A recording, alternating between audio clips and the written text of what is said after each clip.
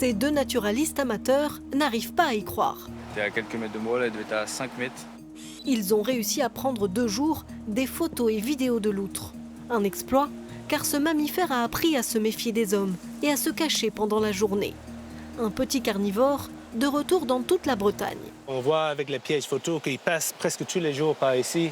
Et ça revient, il n'était que dans le centre de la Bretagne. Et puis petit à petit, ils vont vers le littoral, un peu partout en Bretagne. Clément Papalardo, lui, n'a pas encore eu la chance de l'apercevoir.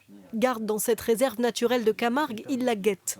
La loutre avait disparu depuis 50 ans, mais un mâle et une femelle sont revenus depuis la pandémie de Covid.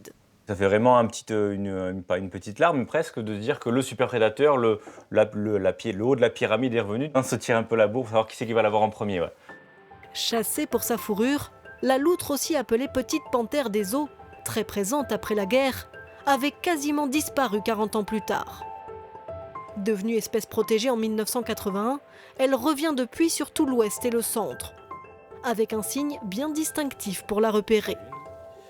Tiens, là, regarde. Donc on va retrouver des restes de poissons, d'écrevisses, et surtout l'odeur. On retrouve une teinte sucrée de miel en fait dans les épreintes de loutre. Ici en Camargue, elle apprécie donc les écrevisses à portée de patte, mais aussi un milieu qui lui permet de vivre entre terre et mer pour mieux se cacher des prédateurs. L'eau, son refuge, vraiment son milieu de vie où elle a peu de chances d'être embêtée.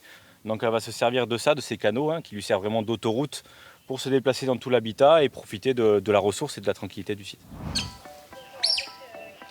Si certaines loutres, comme ici en Auvergne, grandissent à l'abri dans des parcs animaliers, impossible de savoir combien elles sont précisément en France.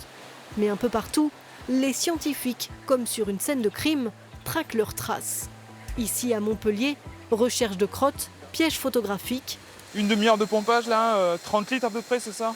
Mais aussi de toutes nouvelles techniques, comme le prélèvement d'eau, pour analyser et identifier l'ADN des espèces présentes dans les rivières et les fleuves. C'est une méthode complètement non invasive en fait, on ne capture pas les animaux et puis on fait quelques points et comme ça on a un cliché des mammifères et poissons qui sont présents sur la zone, dans l'eau. Des procédés indispensables, car cette espèce reste menacée, notamment parce qu'elle est très peu prolifique. On dit que c'est une espèce plutôt lente, démographiquement parlant, parce qu'elle va faire 2 petits par an, en gros, à chaque portée. C'est une espèce qui va vivre en nature 5-6 ans. Peu de naissances qui ne compensent pas toujours un risque majeur, les collisions avec les voitures. Certaines mairies se sont emparées du problème avec des panneaux sur les routes. À cet endroit, précisément, la loutre, elle circule, mais comme elle ne peut pas passer sous la route, elle traverse la route par en dessus et il y a un risque de destruction.